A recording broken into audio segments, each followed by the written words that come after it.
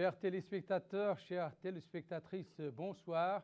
Bonsoir également aux auditeurs d'El Mauritania et bienvenue à ce nouveau numéro de votre rendez-vous hebdomadaire d'actualité Zoom Sur. Une émission que nous consacrons ce soir à la hausse des prix des denrées de consommation. La Mauritanie, vous le savez tout autant que nous, à l'instar d'un bon nombre de pays africains, connaît depuis le mois de juillet une tendance à une forte hausse des prix des denrées de première nécessité. Au niveau des marchés et des centres commerciaux, les populations ne comprennent pas cette poussée de fièvre économique aux retombées sociales douloureuses pour le panier de la ménagère. Face à cette situation, des mesures destinées à réduire les prix de certains produits par rapport aux prix initiaux ont été prises la semaine dernière par le gouvernement. Ces mesures seront applicables sur l'ensemble du territoire national.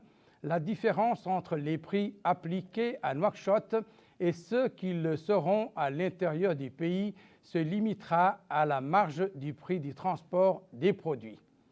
Le gouvernement a chargé une commission de suivre les prix et demander aux citoyens de contribuer à cette opération en informant les autorités chaque fois qu'ils constateront des spéculations sur les prix. Il s'agit en fait d'une forme de subvention destinée à mettre les prix des produits de consommation à la portée des ménages à faible revenu. Cette heureuse initiative qui porte sur certains produits alimentaires, dont la viande, est le résultat d'un accord conclu entre les pouvoirs publics et l'Union nationale du patronat mauritanien. Elle vient s'ajouter à une augmentation de l'approvisionnement des boutiques Taazour et à la diversification des variétés de poissons distribués. D'abord, quelles sont les raisons profondes de cette hausse des prix de denrées de première nécessité qui, n'oublions pas, touche tout le monde? Quelles sont les mesures prises par le gouvernement et leur portée auprès des populations? Quelle est la nature du partenariat passé avec l'Union nationale du patronat mauritanien? Pour répondre à ces questions, nous avons invité M. Limam Oul-Abdaoui, coordinateur national du programme Temouine à Taazour, et M. Mohamed Salem Oulma, directeur de la concurrence et de la régulation du marché au ministère du Commerce. Avant d'entrer dans le vif du sujet, permettez-moi d'abord de revenir en arrière pour un rappel du communiqué des ministres consacrés à cette situation.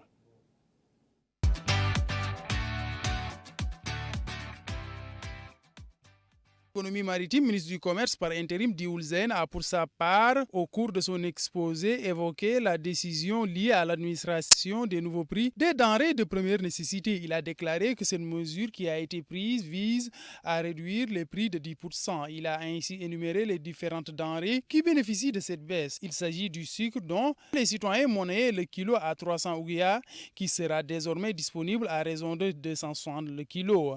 Le blé qui coûtait 155 coûtera désormais 145 ouguiya. Concernant le riz importé première qualité, le kilo qui coûtait, dit le ministre, 400 ouguiya, va désormais être commercialisé à raison de 360 ouguiya.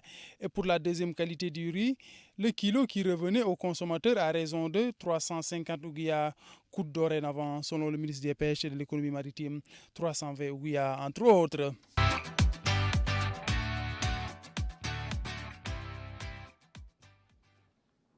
Rebonsoir donc et merci à nos invités pour avoir accepté de répondre à notre invitation. Tout d'abord, nous voulons avoir et savoir comment en est-on arrivé à cette situation. Est-ce qu'il s'agit donc d'une spéculation? Est-ce qu'il s'agit d'une situation internationale que nous vivons au niveau de la Mauritanie? Monsieur le coordinateur. Merci beaucoup.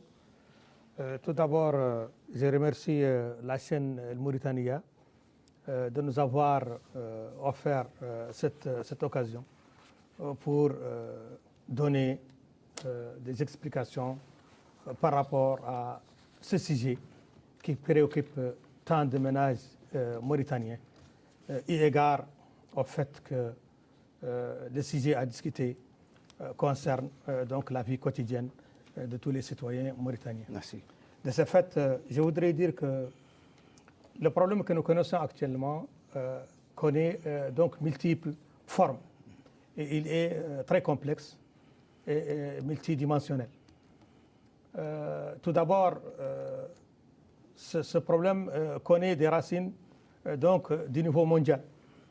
Là, je pense qu'il est important de rappeler que le monde, de façon générale, a connu une crise sans précédent pour plusieurs raisons. Depuis la fin de l'année 2019, durant toute l'année 2020, et cette crise, malheureusement, continue sans qu'on ait vraiment des perspectives très claires sur sa finalité. Crise sans précédent parce que, d'abord, c'est une pandémie dont la nature est la première de son genre à peu près depuis, en tout cas, l'histoire récente du monde. Une crise sans précédent, c'est qu'elle a menacé l'ensemble donc, des pays du monde. Aucun pays n'a été épargné. Et de ce fait, elle a créé une psychose mondiale qui a connu un certain nombre, donc, qui a causé et qui a engendré un certain nombre de répercussions, dont la hausse des prix, la perturbation des échanges entre les pays du monde, la limitation des déplacements, la limitation du trafic aérien, la limitation du trafic maritime, et tout ceci ne peut pas être sans porter sur la variation des prix au niveau national et au niveau mondial. De ce fait, notre pays, à l'instar des autres pays du monde, a lui aussi eu sa part donc, des répercussions néfastes de cette crise, surtout au niveau de la flambée des prix que connaît actuellement le niveau mondial et aussi le niveau national. Je voudrais dire que par là, nous avons cette crise aussi a eu des répercussions importantes sur la vie des ménages par rapport aux produits de première nécessité, sur lesquels peut-être nous reviendrons pour donner ce que le gouvernement mauritanien, des mesures que le gouvernement mauritanien a eu à faire pour juguler et pour un peu limiter les effets de cette crise, et aussi ce que nous envisageons dans le futur. Mohamed Oulouma, tout comme le coordinateur, est-ce que vous voudriez bien nous donner votre explication pour cette flambée des prix et la signification de cette crise au niveau international et national? Donc j'adhère.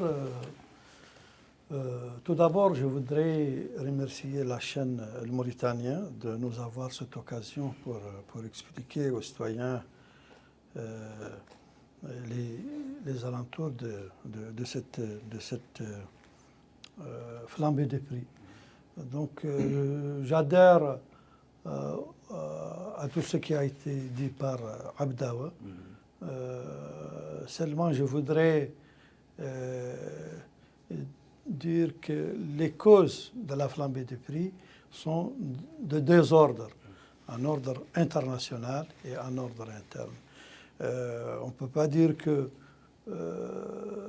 toutes les causes concernent seulement l'aspect international. L'aspect international est très important et prépondérant dans la question. Mais surtout, il faut dire que ce qui a été nouveau qui a surgi avec la pandémie Covid-19, c'est la flambée du fret, c'est-à-dire le transport maritime. Le transport maritime a quadruplé depuis 2 ans, depuis la pandémie. Au niveau national, il y a la spéculation, bien sûr.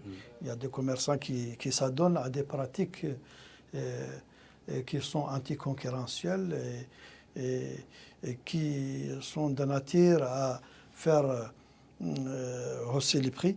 Donc, j'ai voulu un peu mettre l'accent sur cet aspect-là. Tant mieux. Et quelles sont les mesures ou les mesures principales prises par les pouvoirs publics pour faire face à la flambée des prix de certains produits alimentaires? Cette flambée des prix, comme je l'ai dit, est un problème donc, qui nécessite l'intervention de plus d'un acteur. Bien sûr, le gouvernement, comme premier responsable de la gestion de toutes les crises et tout ce qui peut influencer négativement la vie des ménages, et surtout les ménages vulnérables et les ménages pauvres, mais aussi les autres acteurs qui sont concernés, surtout le secteur privé. Donc je veux dire par là le patronat, c'est-à-dire tout ce qui est en relation avec les commerçants.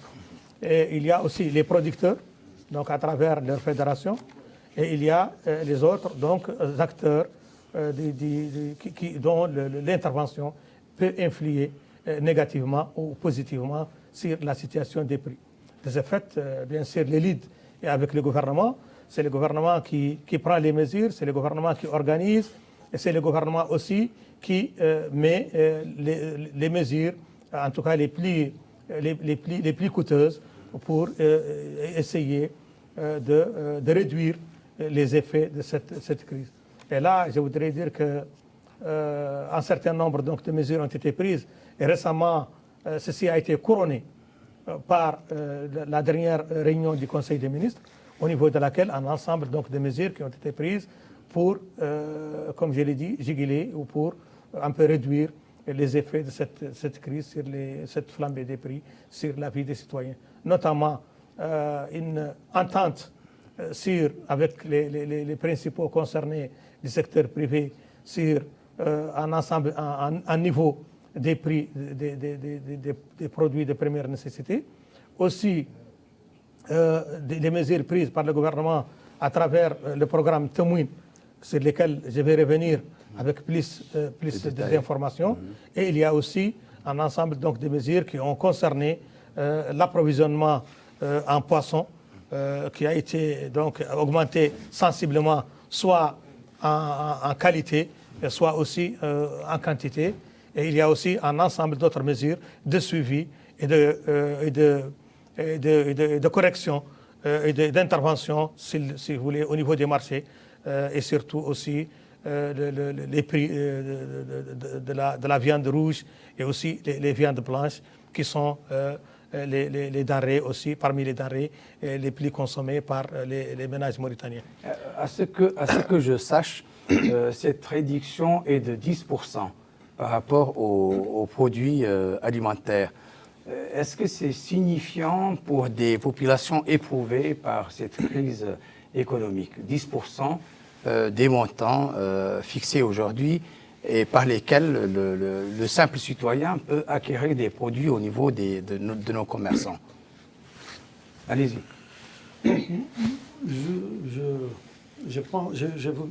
veux dire que les mesures tout dernièrement prises par le Conseil des ministres qui ont été concrétisées par un acte juridique, l'arrêté qui a concrétisé, c'est-à-dire qui a arrêté les prix de certains produits stratégiques. Ces mesures s'inscrivent dans le cadre des efforts déployés depuis l'année passée par le gouvernement et s'inscrivent dans la droite ligne des mesures qui ont été prises depuis le début de cette année. Vous savez, vous êtes sans connaître que le gouvernement a déjà pris des mesures consensuelles qui ont été prises de manière consensuelle avec le patronat, avec l'Union de commerçants. Donc, je pense que ce qui a été fait maintenant, c'est de couronner les actes qui ont été pris. Qu'est-ce qu'on a fait? On a déclaré certains produits stratégiques au début de l'année. Ça, on l'a pour un peu souligner la légalité de l'opération. Je pense que les produits qui ont été stratégiquement, qui ont été déclarés stratégiques ont été concrétisés par un décret, c'est le décret 2016 modifié. Maintenant, ce qui a été fait, c'est d'appliquer ces produits par un arrêté. C'est l'arrêté qui est intervenu pour fixer les prix. Quels sont justement les produits objets de cette réduction des prix? Est-ce qu'on peut un peu les rappeler à nos chers téléspectateurs qui nous suivent? Oui, bien sûr. Il y a une liste, par exemple. Il y a une liste, l'arrêté numéro 1055 a établi une liste de prix des denrées alimentaires, à savoir le blé, le sucre, lait en poudre en première qualité, lait en poudre deuxième qualité, lait en poudre troisième qualité, huile alimentaire, riz importé première qualité, riz importé deuxième qualité, riz local brisé, riz local entier. C'est l'ensemble des produits qui ont été qui ont bénéficié de cette réduction. Font l'objet de cette réduction. Est-ce qu'on peut prendre à titre d'exemple l'un de ces produits? L'huile était à combien? Il est à combien aujourd'hui? L'huile a atteint 850, voire même 850. Oui. Et maintenant, l'huile, c'est 600, aux environs de 670. D'accord. Aux environs, l'huile alimentaire, 660. D'accord. Est-ce qu'il y a un mécanisme de suivi? Il y a bien sûr le conseil, le comité qui a été désigné par le gouvernement pour s'assurer de l'application de ces grilles tarifaires. Mais est-ce qu'aujourd'hui, on est à mesure d'acheter ces produits à ces prix quand il s'agit aussi bien de la viande, du poisson et des aliments que nous venons d'énumérer? En principe,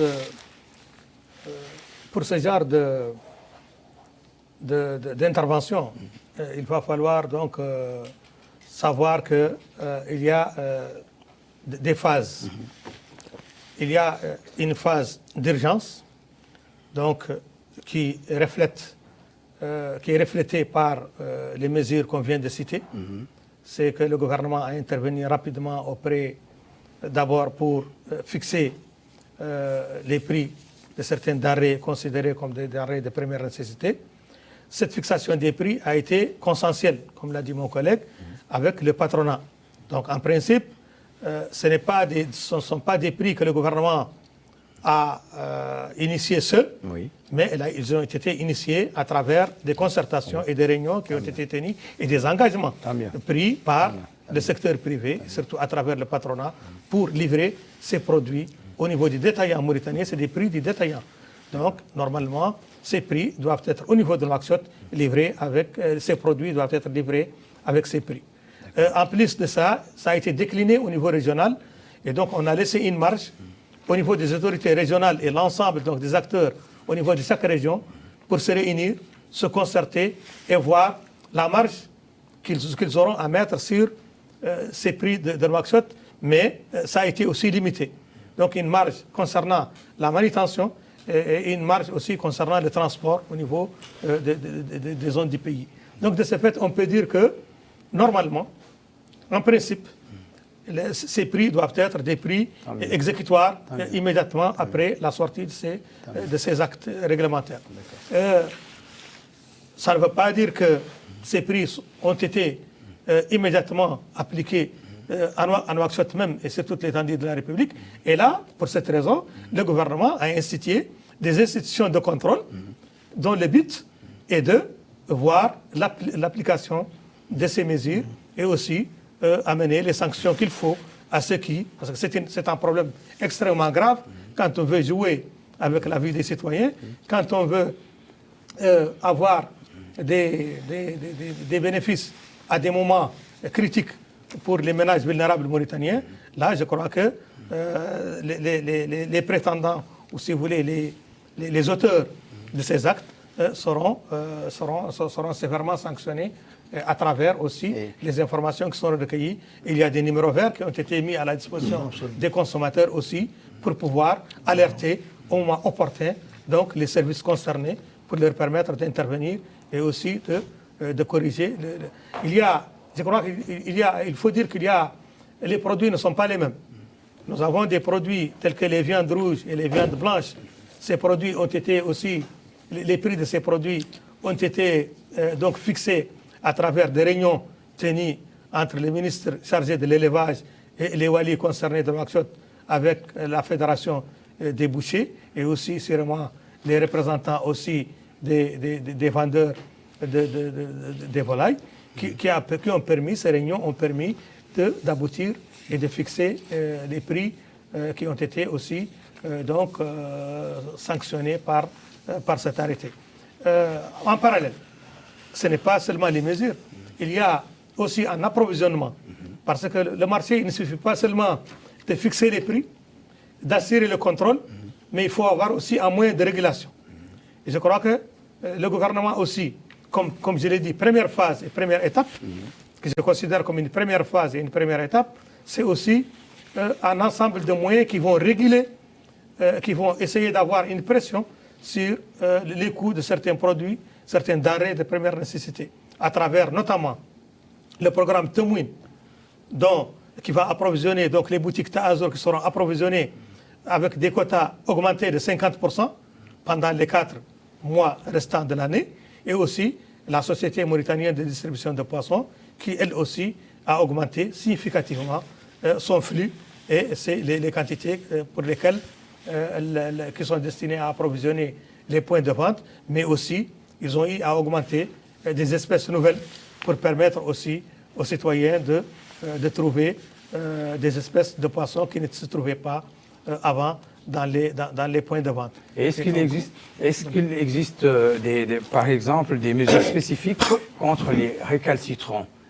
Si le commerçant ne veut pas vendre à ce prix, qu'est-ce que... Allez-y.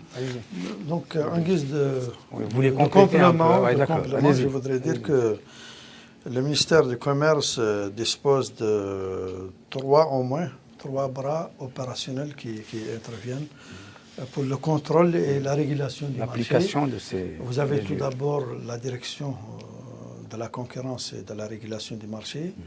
Vous avez la commission de la surveillance du marché et vous avez troisièmement la direction de la protection des consommateurs. Ces directions disposent actuellement des moyens nécessaires pour faire face aux contrevenants qui peuvent s'adonner à des pratiques qui sont contre l'application de ces mesures. Donc, le ministère dispose des véhicules nécessaires pour la mobilité des personnels et des agents qui vont se rendre dès demain au marché. Et je voudrais signaler que le ministère acquiert depuis aujourd'hui 6 numéros verts qui sont maintenant distribués entre les trois bras opérationnels dont je viens de citer. Je voudrais que le caméra, il y a ces trois numéros qui vont être distribués, qui sont dédiés au public, aux citoyens, pour signaler toute contravention ou tout acte qui entre en porte-à-faux avec ces mesures prises. Donc, le ministère est prêt pour l'application, pour veiller à l'application de ces mesures dès demain, Inch'Allah. Tant mieux. Et ne pensez-vous pas qu'une bonne sensibilisation s'impose pour ne pas mettre des numéros de téléphone à la disposition des populations pour surveiller des prix? La sensibilisation est déjà engagée parce que le ministère a déjà commencé à distribuer les actes, c'est-à-dire l'arrêté et les circulaires concernant les mesures prises. Donc la sensibilisation est déjà a été déjà entamée par le ministère. D'accord. Et concernant l'approvisionnement des boutiques Ta'azur, comment ce processus est-il engagé au niveau de l'agence? aux prises en charge. Par rapport à ce sujet, je voudrais tout d'abord rappeler que Taazour, au niveau de sa mission, suite à sa création, elle a pour mission de travailler dans la sphère des ménages vulnérables et des ménages pauvres. Donc elle s'occupe de toute la partie, tout ce qui est ménages vulnérables et pauvres au niveau du pays, en essayant de les appuyer, d'améliorer leurs conditions d'existence et aussi de les intégrer dans la vie économique. Parmi les bras de la délégation générale Taazour pour concrétiser cette mission, il y a le programme Temouine qui est intitulé Programme de sécurité alimentaire et de défense des pouvoirs d'achat des populations pauvres. Donc déjà, Taazour a anticipé la gestion de cette crise par la création de ce programme qui existait déjà et qui, dans son intitulé, comprend déjà la partie donc, défense du pouvoir d'achat des citoyens. Et parmi la défense des pouvoirs d'achat des citoyens, Taazour aussi entreprend un certain nombre d'actions qui concourent tous vers le même objectif, qui est donc l'atténuation de l'effet des prix sur les ménages pauvres. Je voudrais d'abord commencer par le programme Temouine lui-même, qui actuellement couvre l'ensemble du territoire national à travers un ensemble de points de vente au niveau du milieu rural et du milieu urbain, qui approvisionne les populations pauvres et les populations vulnérables par 4 denrées de première nécessité, dont notamment le blé, le riz, le sucre et l'huile de cuisine. Donc, mais ces produits, la particularité des boutiques Taazour, c'est que ces produits de première nécessité sont vendus à des prix hautement subventionnés par l'État. Mon collègue vient de donner les prix du marché. Je vais vous donner les prix au niveau desquels, les prix qui sont pratiqués au niveau des boutiques Taazour, et faites vous-même la comparaison. Donc quand il parle d'un litre d'huile qui est vendu à 660 sur le marché après la réduction de 10%, dans les boutiques Taazour, le litre d'huile est vendu à 300. Ah ouais. C'est une subvention donc offerte par l'État. Moitié prix. Le riz est vendu à 150 ouguiya. Le sucre, 160 ouguiya. Le blé à 60 ouguiya seulement. Donc vous voyez un peu le coût et le volume supporté par le gouvernement mauritanien par rapport à ces prix. Donc déjà, plus de 1750 boutiques couvrent le territoire national, mais la particularité aussi et la caractéristique principale de ces mesures qui ont été prises par le dernier Conseil des ministres, c'est qu'ils ont permis de mobiliser des ressources additionnelles pour le programme, pour lui permettre, durant les 4 mois à venir, d'améliorer sensiblement les quotas mis à disposition des boutiques à travers donc une augmentation de 50% par rapport à l'existant. D'accord. Et les mesures que vous venez d'énumérer, est-ce qu'elles profitent uniquement aux ménages faibles ou à tous les citoyens? Elles sont destinées aux ménages vulnérables, mais les ménages vulnérables constituent déjà plus de 31% de la population du pays. Donc et ce sont les couches qui sont les plus touchées surtout par la flambée des prix. La flambée des prix touche tout le monde, mais elle est plus sensible et plus dangereuse par rapport aux couches vulnérables qui ont déjà des revenus très limités et qui nécessitent une protection et aussi un accompagnement pour pouvoir un peu dépasser dans de bonnes conditions les effets de cette flambée des prix. Voilà, de cette crise. Moi, je pense que la mesure... Je voudrais ajouter, juste ajouter qu'en parallèle aussi, le Taazour mène un ensemble d'activités qui, comme je l'ai dit, contribuent aussi à l'objectif principal, dont notamment les transferts cash réguliers et irréguliers qu'elle effectue de temps en temps, parce que Taazour distribue en cash régulier pour à peu près 100 000 ménages mauritaniens et distribue par occasion ce qu'on appelle aussi le cash transfert irrégulier. Ça contribue à améliorer le pouvoir d'achat des citoyens.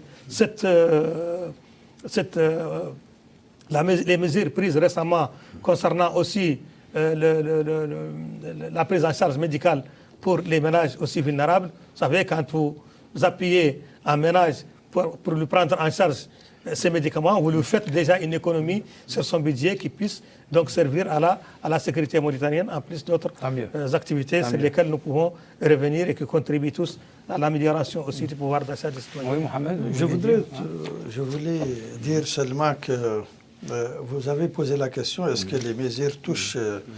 je pense que certaines mesures touchent aussi la classe moyenne, surtout la mesure concernant le poisson de bonne qualité qui a été... dont le prix a été déterminé à 700 ouïas, ancienne ouïa. C'est 700. Donc je pense que cette matière-là concerne tout. Je pense aussi que le riz, c'est la consommation, c'est un produit de grande consommation. Donc il touche aussi la classe moyenne. Bien sûr que la tension est prêtée plus aux couches vulnérables, mais je pense aussi que les mesures peuvent bénéficier à la classe moyenne. Donc, je voudrais souligner aussi par rapport aux mesures qui ont été prises, je voudrais mettre l'accent sur le caractère légal de l'action des prix, des mesures prises. Bien sûr, certes, les mesures ont été prises sur la base d'un consensus avec les commerçants. Mais je pense que ce consensus a été aussi encadré par la loi. Nous sommes dans la Mauritanie et dans c'est-à-dire le libre... elle a engagé... C'est-à-dire elle a souscrit des engagements de libre-échange et de libre-marché et de la libre concurrence. Mais il faut dire que toutefois le Code de commerce permet à l'État de prendre des dispositions qui constituent des exceptions par rapport au principe de liberté des prix. Donc l'article 1515 du Code de commerce permet au gouvernement de déclarer des produits stratégiques et de fixer les prix de ces produits. C'est ce qui a été fait. Tant mieux. Combien de temps va durer cette opération? Vous avez une idée un peu de la durée de cette opération? Bon, cette opération, elle va continuer en parallèle à la gravité de la situation. Vous savez, les mesures sont prises chaque fois, c'est des mesures relatives. Donc le gouvernement suit de près sûrement l'évolution de cette crise par rapport à la hausse des prix. Et elle a déjà, comme je l'ai dit, entrepris un ensemble, donc décidé, si je l'ose dire, un ensemble de mesures à peu près permettant de réduire et aussi de travailler sur cette crise dans son état actuel. Bien sûr, il y a un suivi de près de la situation et de son évolution. Et je suis sûr et certain que des mesures seront prises aussi chaque fois que la situation le demande. En tout cas, les mesures prises actuellement pour, au niveau de rationnement en produits de première nécessité au niveau des boutiques Tazor sont prises pour les 4 prochains mois jusqu'au 31 décembre 2021. Et aussi, l'approvisionnement en poisson aussi suit la même chose. Les mesures de suivi vont continuer. Et aussi, je crois que les prix fixés en consensus avec les concernés aussi vont accompagner tant que la situation, en tout cas, reste stationnaire par rapport à son état actuel. Et il y aura toujours des mesures qui seront prises. Comme je l'ai dit, cette phase de mesures consiste en des mesures d'urgence qui ont été prises de façon urgente pour faire face à cette situation. Et bien sûr, il y aura des mesures à moyen et à long terme qui vont nous permettre d'accompagner et d'éviter même que des choses comme ça puissent arriver. Là, je voudrais ici citer les encouragements et aussi les interventions qui seront faites pour améliorer notre production nationale, soit en céréales, soit en légumes, soit en viande rouge et en viande blanche. Ça, c'est un aspect. L'autre aspect aussi, c'est le contrôle de près et le suivi de la situation en ayant des bases de données par rapport à la situation mondiale et par rapport à la situation interne, ouais. sur l'état des stocks, sur les livraisons en cours, etc. C'est un ensemble de moyens qui sont en train d'être mis sur pied pour nous permettre d'avoir une visibilité à moyen et long terme et aussi des interventions concernant des stocks stratégiques qui vont permettre la régulation. J'ai oublié, si vous le permettez, un autre point qu'État Azur aussi va faire durant les prochains mois, c'est aussi l'approvisionnement de ce qu'on appelle les banques de céréales. À travers, donc, en parallèle avec les boutiques de Azur, il y aura aussi des banques de céréales qui vont permettre donc d'avoir des stocks céréaliers au niveau des communautés, au niveau des villages, qui va permettre aussi de jouer et de faire pression sur la régulation des prix pour que ces prix restent à la portée des populations vulnérables.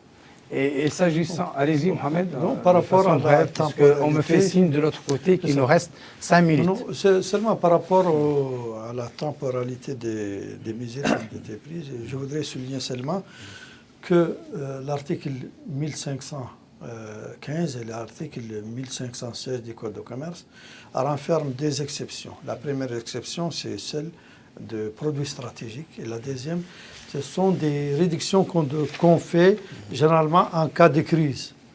Et ces dernières réductions sont conjoncturelles, toujours ont un caractère conjoncturel. Mais le fait que le gouvernement déclare un produit stratégique, ça doit s'inscrire dans la durée. Et donc, je pense que ces produits-là doivent bénéficier dans les délais. Ça ne veut pas dire que les prix ne changent pas, mais les produits sont stratégiques. Les prix peuvent changer selon la conjoncture. Et par rapport à l'application de ces mesures, à quelle autorité le citoyen doit-il s'adresser quand un distributeur refuse de lui vendre le produit à ses prix fixés? Qu'est-ce qu'il faut faire? Ah oui, il faut bien que les spectateurs sachent. C'est le ministère de commerce, bien sûr,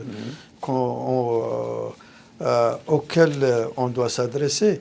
C'est pour cela qu'on a eu ces 6 numéros verts qui sont dédiés aux citoyens pour c'est-à-dire dénoncer les contraventions qui peuvent être commises par les commerçants. Donc c'est le ministère qui va se charger de la poursuite et de la vérification des contraventions. Il y a aussi la justice en dernier ressort qui peut aussi intervenir, mais c'est dans un stade. Mais l'administration a des moyens suffisants pour intervenir. D'accord. Vous avez un dernier mot, puisqu'apparemment on me fait signe que l'émission touche à sa fin. Merci.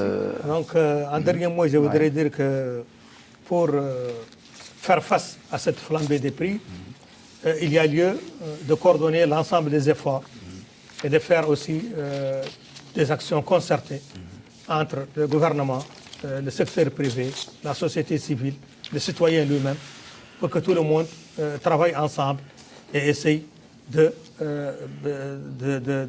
contrôler la situation des prix et aussi de faire des sacrifices, surtout de la part du patronat et des commerçants, à l'image de ce que le gouvernement a fait pour essayer d'avoir une solidarité au moment des situations de ce genre, pour que la situation soit traitée sans problème. Et je voudrais aussi rassurer l'ensemble des citoyens que, en tout cas, la délégation générale Azur n'épargnera aucun effort à travers l'ensemble de ces programmes pour essayer d'appuyer surtout ces couches vulnérables qui constituent son champ d'action pour leur permettre d'être les moins touchés par rapport à cette... Pour moi, je voudrais mettre l'accent sur une question très importante, c'est l'apport du citoyen dans cette opération-là. Je pense que sans l'apport actif du citoyen, on ne peut pas arriver à un résultat concret. Donc, j'incite les citoyens c'est-à-dire à prendre ces numéros et à contacter les autorités compétentes pour toute contravention qui aurait pu être commise dans les jours à venir. Inch'Allah. Merci. Ce numéro de votre émission Zoom Sur est à présent terminé. Je remercie mes invités. Il s'agit de M. l'imam Oul Abdaoui, coordinateur national à la délégation générale à la solidarité et à la lutte contre l'exclusion Taazour, et M. Mohamed Oulma, directeur de la concurrence, Mohamed Salem Oulma, directeur de la concurrence et à la régulation du marché au ministère du Commerce, pour avoir accepté de répondre à nos questions. Mes remerciements vont également à tous les téléspectateurs et à toutes les téléspectatrices qui nous ont fait l'honneur de suivre ce magazine. Un grand merci également aux équipes de reportage et de rédaction pour la réalisation de cette émission, particulièrement Mokhtar ou Mohamed Ali, Rabia Deida, Mamadou Gueye, Abdoulaye Sireba, Fal Sletah, Madani Dramé, le réalisateur Ahmed Salem Oulboubout, Mohamed El Mokhtar, Sidi Mohamed Bezaid et les caméramans ici présents. Excellent moment avec la suite des programmes d'El Mauritania. Bonsoir à tous et à toutes et très vivement pour un nouveau numéro de Zoom Sur.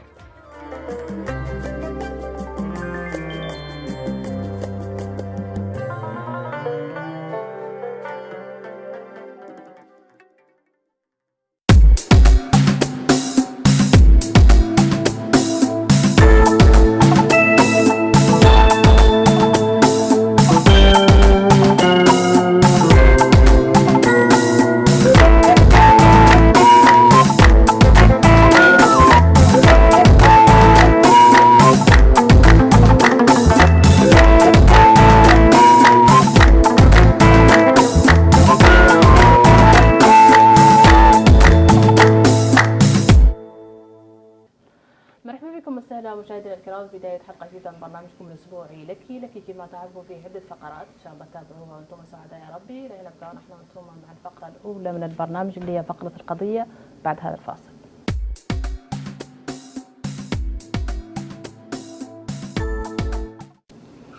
مرحبا بكم مستهلا في بداية فقرتنا الأولى من البرنامج اللي هي فقرة القضية، وقضيتنا اليوم راح نتكلموا فيها عن طريقة ربط التلاميذ في فترة العطلة بالدراسة. ومعنا النقاش هذا الموضوع أم الفضلي محمد حامد، خبيرة تربوية. مرحبا فيك وسهلا أم الفضلي. بداية بعد قاع، شنو هي طبيعة الراحة اللي الله يقبل التلاميذ بصفة عامة؟ فمنا ندخلوا في تفاصيلها وطريقة ربطهم بالدراسة دي. بكم هذا موضوع مهم. بعد قاع نحييكم على اختياره. الله يحييك. بالنسبة للتلاميذ كان على انهم مراحل الصغيرة. يعني نبدو بعد قاع بطبيعة الراحة، يلا تعود شنبت. طبيعة الراحة بالنسبة لأي تلميذ يسوون هو قاعد سوى مرحلته شن هي جاي من السنة من الاجتهاد والتعب والعمل. تلميذي بعد طبيعي. ولا بد له من فسحة، مجال يستراح هو فيه، يبدل فيه الجو، يقلع عنه شيء من الضغط اللي عاقبله. يا غير ما اللي لابد من يعرف يستغلها، ما يخليها تمشي، ماني شاكع انه يلا يخليها تمشي هي فترة طويلة وقد يعدل فيها ياسر من شيء بدل من توضع تلاف. دا ينقسموا التلاميذ بركة أشهر عدة مراحل. مرحلة تلاميذ المزارع الصغيرين حتى مثلا نقولوا في جردة، والله في مرحلة الابتدائية ومرحلة الإعدادية والمرحلة الثانوية ومرحلة الجامعة. نبدأ بهم كلهم مرحلة واحد، مرحلة، وكل المرحلة شنو هي طبيعة الراحة وطبيعة الدراسة اللي يلا تواكبها. بالنسبة لهذا الصغيرين اللي يقبض رقاشة ذاك مسؤولية الأم بالدرجة الأولى، البيت كاملين يغلوا الأم بالدرجة الأولى، وتتابع لهم البرنامج، يجهزوا للسنة الجاية. الحمد لله يعد الواحد الأيام كيف إنه بادئ يؤسس. يدين تقطع التأسيس ما هو المراحل اللي يلا تنقطع نهائيا، يدين تقطع هي ينسى ذا كامل اللي كان. يلا لنعود مثلا عندي جدول، عندي جدول معدلته له الايام الاسبوع. الايام الاسبوع. عنده ايام بعد، عنده فتره بعد قاعد لا للراحه. ايوه مبدئيا طلع له رقاش السابع 2 والله 3 من بدايه لا للراحه هذه واللعب، ومن ثم يبدا